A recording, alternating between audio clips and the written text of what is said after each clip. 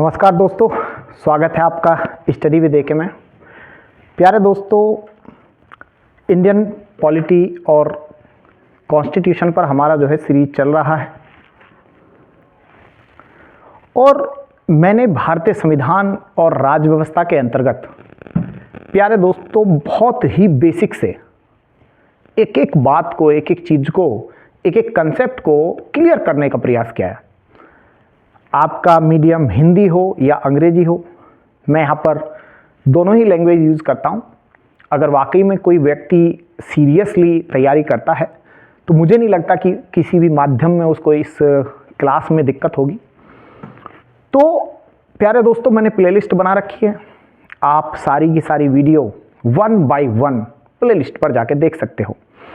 और मैंने वो इंडियन पॉलिटी को डायरेक्टली, कुछ लोग क्या होता है कि भाई आप देखेंगे कि डायरेक्टली स्टार्ट कर सकते हैं, वो आपका आपका जो लक्ष्मीकांत की जो बुक है पूरा का पूरा वो स्टार्ट कर देते हैं, स्टार्टिंग से ही आपका आर्टिकल्स ले लिया या आपके चैप्टर वाइज।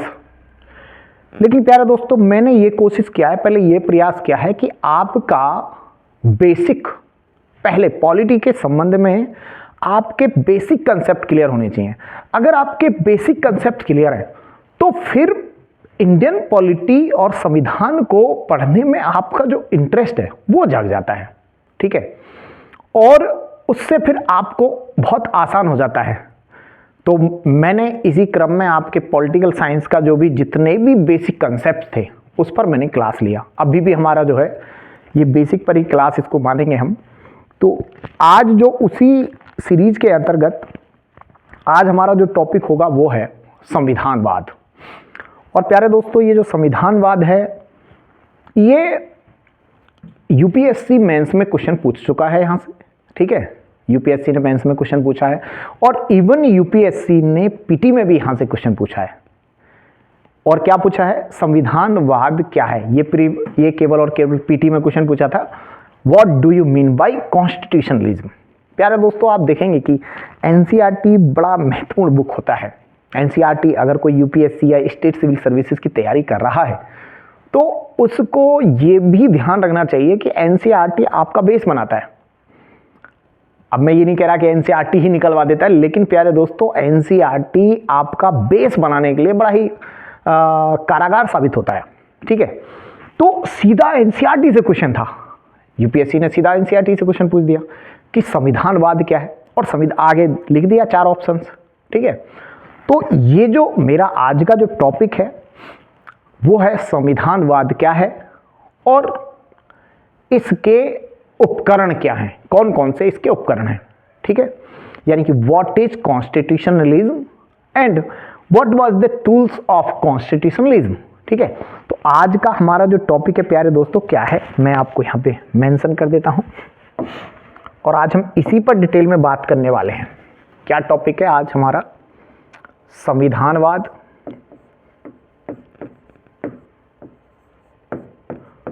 संविधानवाद क्या है, क्या है। एक तो ये हो गया, ठीक है, व्हाट इज कॉन्स्टिट्यूशनलिज्म।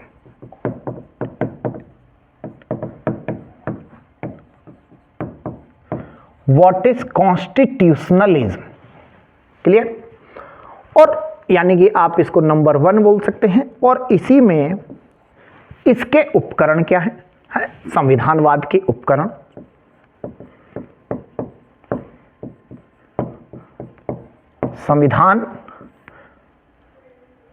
संविधानवाद के विभिन्न उपकरण क्या हैं, उपकरण कौन से हैं या क्या हैं।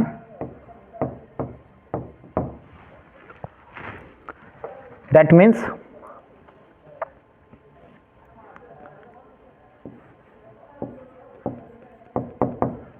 which is the tools of constitutionalism.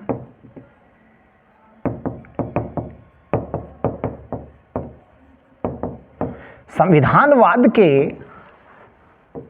उपकरण कौन कौन से हैं या क्या हैं, ये आज हमारे बेसिक बातें हैं। और लेकिन ये बड़ा ही महत्वपूर्ण है। मैंने आपको बताया ये जो टॉपिक है प्यारे दोस्तों, ये बड़ा ही महत्वपूर्ण है। आपकी बेसिक समझ को बनाने साथ बेसिक समझ डेवलप करने के साथ साथ ये आपके एग्जाम की दृष्टि से बहुत ही महत्वपूर्ण है। यानी कि इवन ये इतना इंपॉर्टेंट है कि यहाँ से मैंने बताया अभी आपको यूपीएससी में और स्टेट पीसीएस में प्यारे दोस्तों आप देख सकते हैं, पीटी में भी क्वेश्चन देखने को मिलता है और मेंस में भी, दोनों में क्वेश्चन क्या है आपको देखने को मिल जाएगा संविधानवाद से। आखिर संविधानवाद है क्या? पहले तो हम संविधानवाद देखेंगे क्या है, इसकी डेफिनेशन देखेंगे, फिर इसके टूल्स को देखेंगे, हाँ, और फिर टूल्स को वन बाय वन पहले एक बार समझ लेंगे कि कौन कौन से टूल्स हैं इसके अंतर्गत, और फिर वन बाय वन उस पर हम डिस्कशन करेंगे ताकि एक एक चीज को साथ के साथ ही हम एकदम क्लियर करते जाएं, एक कॉन्सेप्ट को क्लियर करते जाएं। ठीक है, तो चलिए प्यारे दोस्तों, पहला हमारा जो बात है या टॉपिक है, हम देखेंगे कि संविधानवाद का डेफिनेशन क्या है। संविधानवाद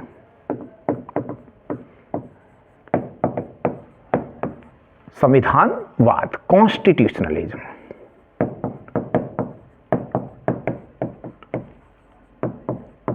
व्हाट इज कॉन्स्टिट्यूशनलिज्म? तो माय डियर फ्रेंड्स, संविधानवाद का मतलब होता है ये संवैधानिक सर्वोच्चता को दिखाता है। It shows the supremacy of the constitution. संविधान सर्वोच्च है। संविधान सर्वोच्च मीन्स कि सबसे ऊपर संविधान है, अर्थात ना प्रधानमंत्री, ना राष्ट्रपति, ना न्यायपालिका, ना कार्यपालिका, ना विधायिका, ना संसद, कोई भी ऊपर नहीं है। सबसे ऊपर कौन है? संविधान। मैंने बताया प्यारे दोस्तों, इसका मतलब मैंने बताया कि ना तो आपका एग्जीक्यूटिव बॉडी हो सकता है, ठीक है, लेजिस्लेटिव बॉडी जो आपका कानून बनाता है, और ना ही आपका जुडिशियल बॉडी अर्थात न्यायपालिका, ये सुप्रीम नहीं है। अब जैसे हम अगर इसकी बात करें तो प्यारे दोस्तों यहाँ पर प्रधानमंत्री भी, राष्ट्रपति भी इसका पार्ट है। इसका भी अगर हम बात करें, यानी कि ना तो प्राइम मिनिस्टर एंड ना ही प्रेसिडेंट ऑफ इंडिया, ये सबसे सुप्रीम पोस्ट मानी जाती है। तो प्यारे दोस्तों ये सुप्रीम नहीं है। इनसे सभी से सुप्रीम कोई है तो वो कौन है? संविधान।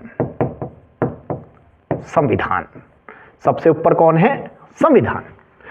कॉन्स्टिट्यूशन इज सुप्रीम, नॉट कोई भी, no any other institutions supreme.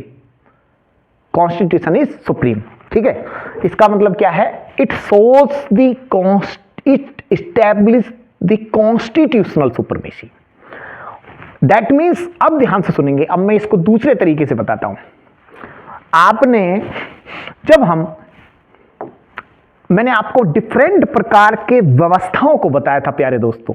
तो मैंने आपको यह बताया था कि भाई एक होता था राजतंत्र, और राजा यहां पर होता था, याद करिए आप।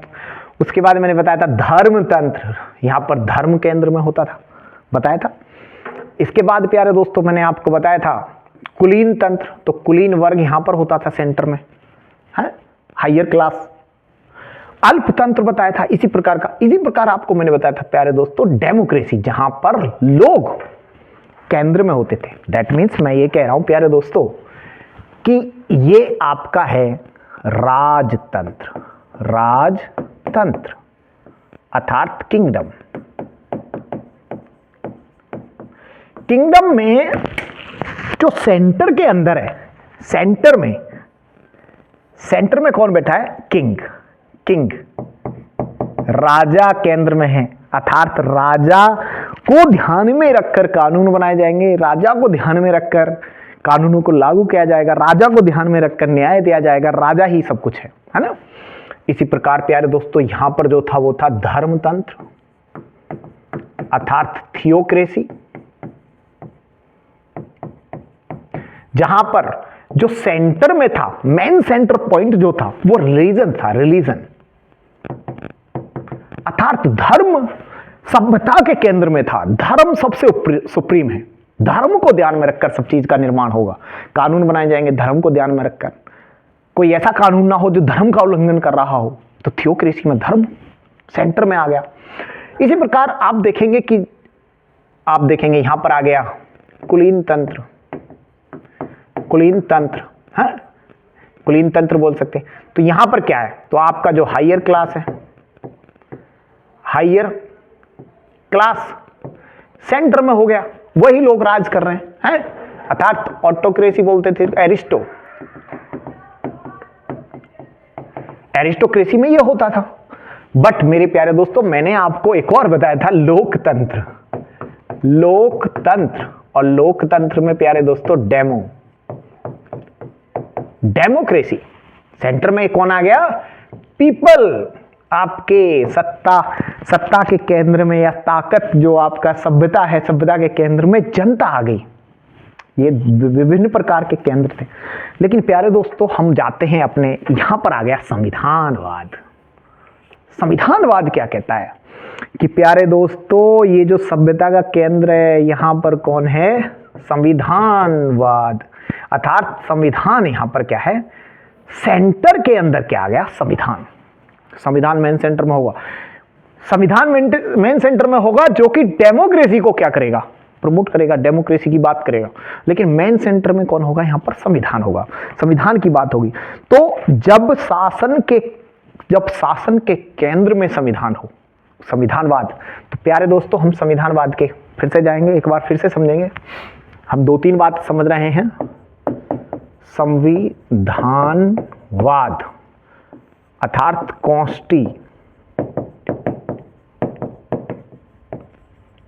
कॉन्स्टिट्यूशनलिज्म।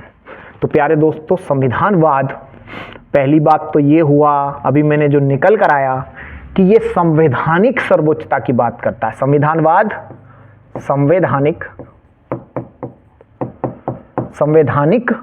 सर्वोच्चता की बात करता है।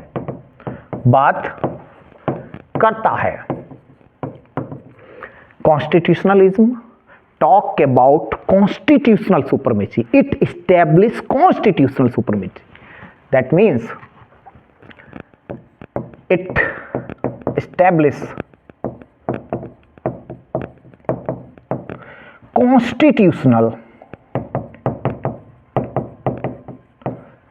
supremacy. It talk about constitutional supremacy.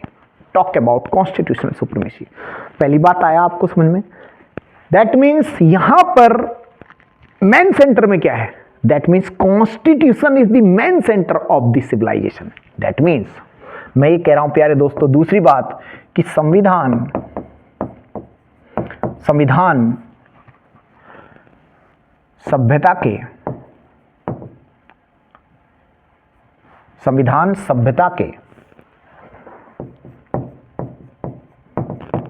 सभ्यता के केंद्र में होता है, केंद्र में होता है। अर्थात इसका मीनिंग क्या हुआ कि जो शासन चलेगा वो संविधान के हिसाब से चलेगा। इसका मतलब क्या हुआ कि शासन, इसका मीनिंग क्या हुआ, शासन, रूल संविधान के हिसाब से चलेगा,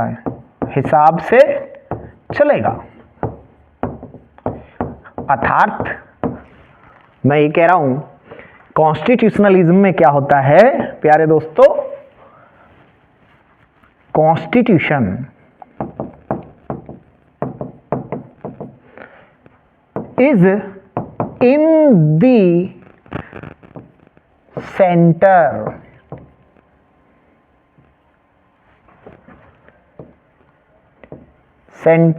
of this civilization,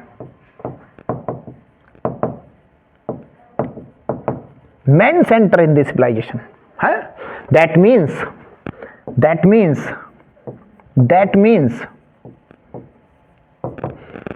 rule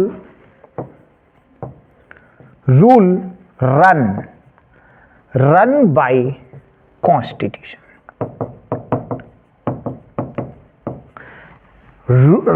run by constitution या run by according to constitution। My dear friends, मैंने कहा आप मेरी बात को समझने का प्रयास करिए, संविधानवाद को जिस पर हम बात कर रहे हैं। We are talking about constitutionalism. What is constitutionalism? Constitutionalism means it talk about to establish the constitutional supremacy. Talk about constitutional supremacy. That means it establishes constitutional supremacy. Constitutional supremacy. Another point here. Constitution is the main center of the civilization. That means all rules and regulations, or the rules and regulations or the government run according to constitution, according to the provision of the constitution. That means it limit the power of the government. My dear friends, please ध्यान से सुनेंगे आप। मैंने कहा कि जो संविधानवाद है वो प्यारे दोस्तों बोलता है कि संविधान के हिसाब से शासन चलेगा, अर्थात सरकार संविधान के हिसाब से चलेगा। ये बहुत ही नोटिस करने वाली बात है। इसका मतलब ये हुआ कि संविधानवाद सरकार की शक्तियों को सीमित करता है। यही क्वेश्चन पूछा था यूपीएससी ने, यही ऑप्शन में था, it limit the powers of the government. तो प्यारे दोस्तों, ये सरकार की शक्तियों को, कहीं सरकार कहीं सत्ता ऐसा तो नहीं कि स्वेच्छाचारी हो गई है, वो अपनी मनमानी तो नहीं कर रही। तो संविधान उसका दायरा सीमित करता है। संविधान क्या करता है? किसी भी सरकार का दायरा सीमित करता है कि ये तुम्हारी लक्ष्मण रेखा है और इस लक्ष्मण रेखा को नहीं लांघना है। और वो लक्ष्मण रेखा क्या है? संविधान है। तो प्यारे दोस्तों, मैंने कहा दूसरी बात, ये बात बताया मैंने, आगे देखते हैं। तो ये कहा कि जब आपका, तीसरी बात देख लेते हैं, जब आपका शासन संविधान के हिसाब से चलेगा, इसका मतलब क्या है कि ये सरकार की शक्ति को नियमित करता है। यह सरकार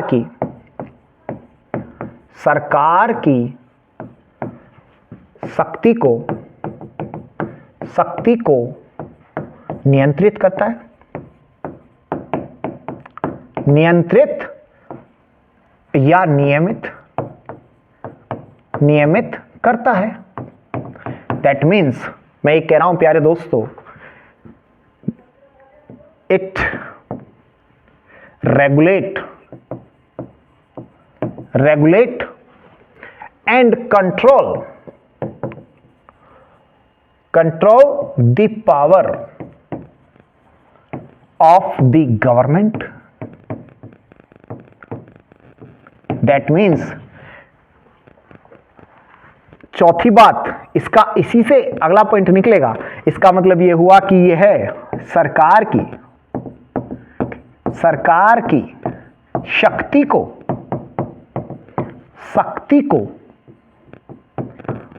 सीमित करता है। That means, my dear friends, it limit the power of the government. इस सरकार की शक्ति को सीमित करता है, सरकार की शक्ति को सीमित करता है। इसका मतलब हुआ कि सरकार के दायरे को निर्धारित करता है, ये सरकार की लक्ष्मण रेखा को निर्धारित करता है, नहीं करता। इसी का अगला पॉइंट देख सकते हैं कि यह सरकार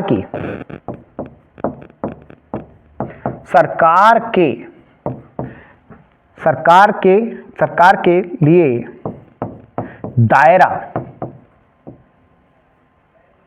दायरा, दायरा अर्थात लक्ष्मण रेखा निर्धारित करता है, निर्धारित करता है। That means it decide A boundary, it decide A boundary, एक एरिया है टू गवर्नमेंट। तो प्यारे दोस्तों, संविधानवाद मैंने ही बताया कि सरकार की शक्ति को सीमित करता है। यही यूपीएससी ने क्वेश्चन पूछा था, ठीक है, इसी के संदर्भ में। तो मैंने बता दिया है कि संविधानवाद क्या है। मुझे लगता है कि संविधानवाद को आप बहुत ही अच्छे से समझ गए हैं। संविधानवाद सीधी सी बात है कि संविधान की सर्वोच्चता की बात करता है, कि कोई भी जहां अगर कहीं पर संविधानवाद है तो इसका मतलब है कि संविधान सबसे ऊपर है और संविधान के अकॉर्डिंग शासन चलेगा। शासन जब संविधान के अकॉर्डिंग चलेगा तो सीधी सी बात ही हो कि सरकार अपनी मनमानी नहीं कर सकती, और सरकार मनमानी नहीं कर सकती तो इसका मतलब ये हुआ कि संविधान अपनी लक्ष्मण रेखाओं के अंदर भीतर रहते हुए काम करेगी। सरकार अपनी मन मर्जी नहीं कर सकती, तो इसका मतलब ये हुआ कि संविधानवाद सरकार की सीमाओं को सीमित करता है, सरकार की शक्ति को सीमित करता है, सरकार की पावर को रेगुलेट करता है। यही संविधानवाद कहलाता है। अब प्यारे दोस्तों, यानी कि अनियमित, जो अनियंत्रित कह सकते हैं, अनियमित शक्ति पर भी कंट्रोल लगाता है, ठीक है, जो कुछ भी कर सकता है। ऐसा नहीं है ना, कुछ नहीं कर सकती ना सरकार, जो चाहे वो नहीं कर सकती। तो अनियमित शक्ति पर भी क्या करेगा, कंट्रोल लगाता है, प्रतिबंध लगाता है ना। तो हमने ये देखा। अब हम देखते हैं प्यारे दोस्तों, ऐसे कौन से संविधानवाद के टूल्स कौन कौन से हैं। पहले उन टूल्स को समझेंगे, फिर वन बाय वन उनको समझने का प्रयास करेंगे। चलिए प्यारे दोस्तों, तो हमारा जो अगला जो यानी कि पहला पॉइंट हमने डिस्कस किया था, दूसरी बात क्या था, संविधानवाद के उपकरण। संविधानवाद के उपकरण, उपकरण, tools of the constitutionalism.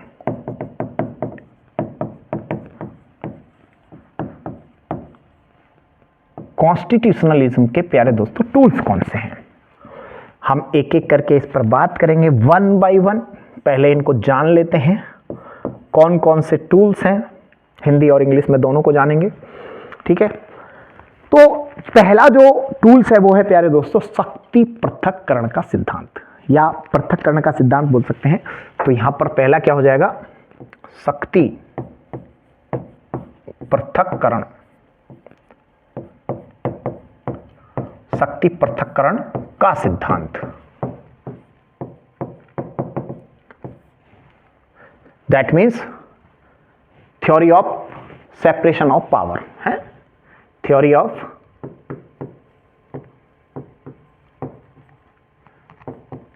Separation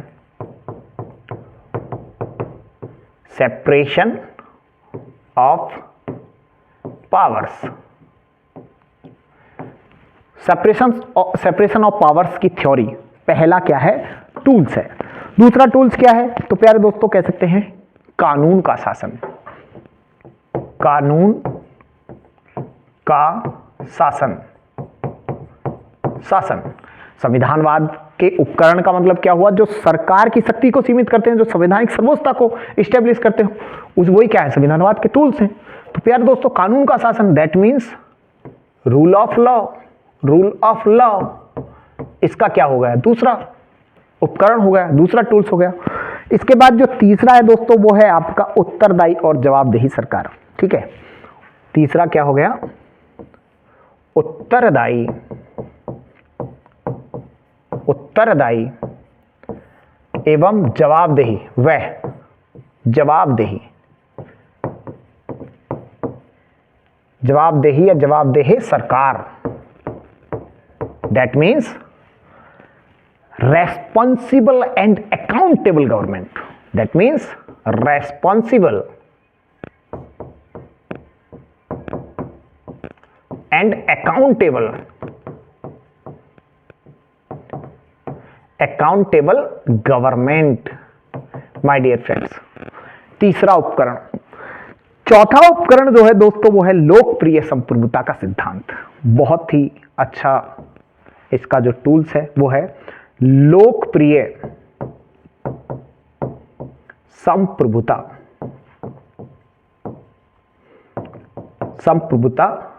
का सिद्धांत। लोकप्रिय संप्रभुता का सिद्धांत, the theory of popular sovereignty, the theory of popular sovereignty, popular sovereignty, the theory of popular sovereignty. उसके बाद आप देखेंगे कि जो पांचवा होगा वो है मौलिक अधिकार या फिर व्यक्तिगत अधिकारों की अवधारणा। ठीक है, आप कह सकते हैं इसको पांचवा व्यक्तिगत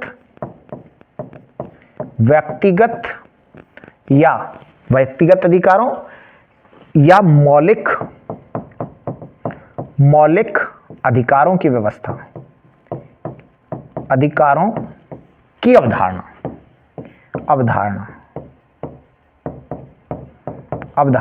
अर्थात इसको मैं इसके नीचे लिख देता हूं प्यारे दोस्तों। पांचवा जो पॉइंट है इंग्लिश में नीचे लिखेंगे, that means the concept of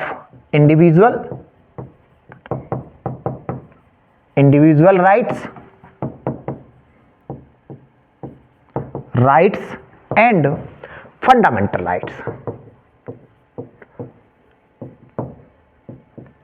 rights. That means प्यारे दोस्तों छठा हमारा जो पॉइंट होगा वो है व्यक्तिगत या मौलिक अधिकारों की अवधारणा। चलिए, टोटल हमने यहां पर 5 को देखा, बाकी 5 और टूल्स कौन कौन से हैं इस तरफ देख लेते हैं। 10 टूल्स हैं इसके टोटल, जो मेजर टूल्स हैं। बाकी तो अदर टूल्स भी हो सकते हैं, बट हम मेजर टूल्स पर बात कर रहे हैं। तो अभी जो छठा टूल्स है इसको देख लेते हैं। छठा टूल्स जो होगा प्यारे दोस्तों वो है शक्तियों का विकेंद्रीकरण, डिसेंट्रलाइजेशन ऑफ द पावर। अर्थात शक्तियों का विकेंद्रीकरण,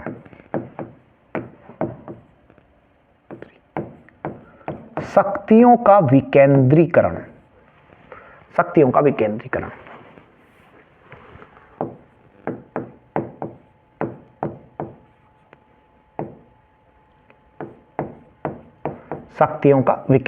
अर्थात डिसेंट्रलाइजेशन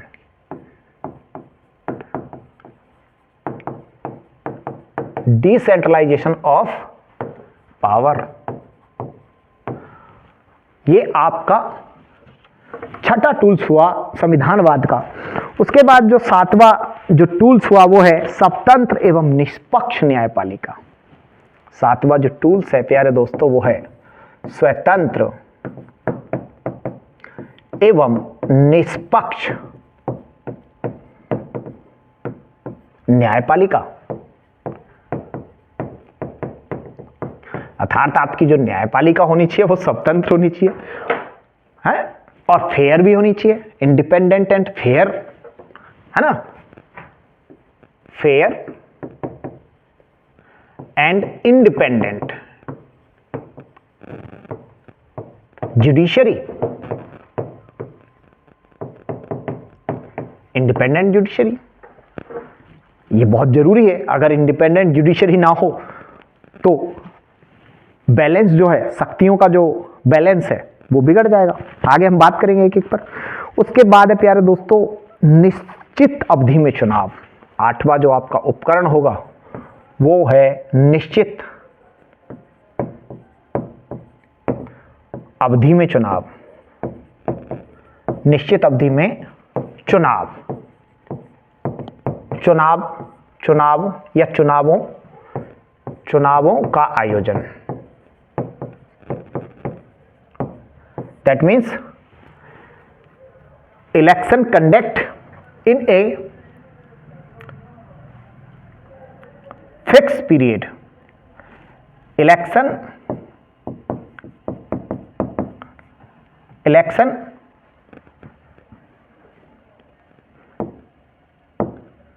इन ए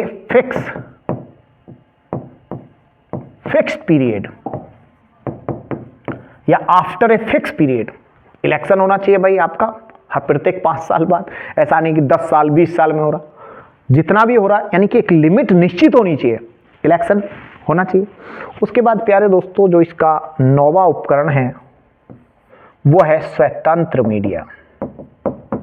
स्वतंत्र मीडिया, इस टॉपिक को पढ़ने से प्यारे दोस्तों आपका जो सोचने का दरिया है, जो सोचने का आपका जो नजरिया है वो भी बदलेगा, है ना। स्वतंत्र मीडिया मीन्स इंडिपेंडेंट मीडिया, ठीक है, ये भी यहां से बदलेगा। और प्यारे दोस्तों जो लास्ट इसका जो आप कहेंगे जो टूल्स है, मेजर जो टूल्स है वो है डेमोक्रेसी, लोकतंत्र अर्थात डेमोक्रेसी। ये इसके संविधानवाद के टूल्स हैं प्यारे दोस्तों, जिनको पढ़ना समझना बहुत ही जरूरी है आपके लिए। और इससे सीधा का सीधा आपको मेंस में यूपीएससी ने भी क्वेश्चन पूछा है, अदर स्टेट पीसीएस भी इससे क्वेश्चन पूछते हैं लगातार, ठीक है। तो एक बार फिर से देख लीजिए, मैं आपको बता देता हूं संविधानवाद के क्या क्या टूल्स हैं। तो my dear friends, tools of the constitutionalism क्या है, तो आप देख सकते हैं प्यारे दोस्तों। पहला है शक्ति पृथक्करण का सिद्धांत, दूसरा है कानून का शासन, रूल ऑफ लॉ, तीसरा है आपका उत्तरदायी और जवाबदेही सरकार, that means responsible and accountable government, fourth लोकप्रिय संप्रभुता का सिद्धांत, theory of the popular sovereignty, उसके बाद है फिफ्थ है व्यक्तिगत एवं मौलिक अधिकारों की अवधारणा, that means concept of individual and fundamental right. Next है शक्तियों का विकेंद्रीकरण, that mean decentralisation of the powers. Next seventh स्वतंत्र एवं निष्पक्ष न्यायपालिका, दैट मीन्स फ्री या फिर बोल सकते हैं फेयर एंड इंडिपेंडेंट जुडिशरी। उसके बाद है निश्चित अवधि में चुनाव का आयोजन होना, that means election in a fix tenure, tenure भी बोल सकते हैं या पीरियड या टेन्योर, ठीक है, in a fix tenure, that means. और अगला जो है, अगला 9वां जो है वो है स्वतंत्र मीडिया, जो कि बहुत ही महत्वपूर्ण है, ठीक है, दैट मीन्स इंडिपेंडेंट मीडिया होना चाहिए। और आपका डेमोक्रेसी अर्थात 10वां जो है वो क्या है, डेमोक्रेसी है प्यारे दोस्तों, अर्थात लोकतंत्र है। इस प्रकार हमने पढ़ने का प्रयास किया प्यारे दोस्तों कि संविधानवाद क्या है और उसके टूल्स क्या हैं। अब हमने क्या किया इस वीडियो में, टूल्स को देख लिया है, ठीक है। कल हम इस क्लास में प्यारे दोस्तों 1 बाय 1 शक्ति पृथक्करण का सिद्धांत क्या है प्यारे दोस्तों, इस पर चर्चा करेंगे डिटेल में। और भारत में क्या शक्ति पृथक्करण का सिद्धांत क्या पूरी तरह से लागू होता है या फिर लागू नहीं होता है, तो उसके कौन कौन से अपवाद देखने को मिलते हैं प्यारे दोस्तों, ये देखने जा रहे हैं हम नेक्स्ट क्लास में। और इसको हम अच्छे से एक एक को देखेंगे, तो लगभग आपकी 2 या 3 वीडियो होंगी संविधानवाद पर, जो कि शॉर्ट वीडियो होंगी और बड़ा ही अच्छा ही होगा, ठीक है। तो प्यारे दोस्तों अगर वीडियो आपको पसंद आया हो, अगर वीडियो आपको समझ में आ रहा हो, तो अपने दोस्तों के साथ शेयर करो, ठीक है, ताकि ज़्यादा से ज़्यादा लोगों तक ये वीडियो पहुंच सके। और इससे क्या होता है कि प्यारे दोस्तों मोटिवेशन मिलता है, ठीक है, हमारी जो मेहनत है वो एक प्रकार से कह सकते हो कि वो सफल है, ठीक है। तो आप सबसे पहले तो जो भी नए इस पर जो नए स्टूडेंट हैं, एस्पिरेंट्स हैं, वो जो भी आ रहे हैं, सबसे पहले तो चैनल को सब्सक्राइब करो। और प्यारे दोस्तों चैनल को अपने दोस्तों के साथ शेयर जरूर करो, क्योंकि कई बार देखो आप देखेंगे कि जो अच्छी 2-4 क्लास डेमो क्लासेस आपको जरूर मिल जाएंगी, 2-4 डेमो क्लासेस आपको अच्छी जरूर मिल जाएंगी हर बड़ी बड़ी कोचिंग सेंटर्स की, लेकिन प्यारे दोस्तों ज़्यादातर जो चीज़ें वो पेड है, ठीक है।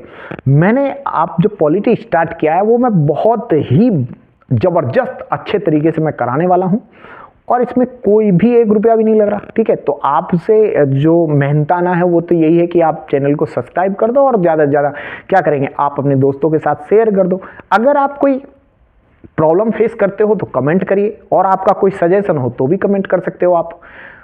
बाकी मैं मीडियम तो प्यारे दोस्तों दोनों ही यूज करता हूं, हिंदी और इंग्लिश, ठीक है। और ये जो क्लास होगा ये लंबी आराम से क्लास होगा, ठीक है। धीरे धीरे धीरे धीरे पॉलिटी को पढ़ेंगे, लेकिन ऐसा पढ़ेंगे प्यारे दोस्तों कि आपका कंसेप्चुअल कोई भी प्रॉब्लम नहीं आना चाहिए, है ना। कंसेप्ट एकदम क्लियर होना चाहिए। तो सारी की सारी जो है 1 बाय 1 प्यारे दोस्तों प्लेलिस्ट आपको मिल जाएगी, मेरे चैनल पर जाकर देख लीजिए, आप प्लेलिस्ट वहां पर मिल जाएगी। और सबसे पहले चैनल को सब्सक्राइब करिए।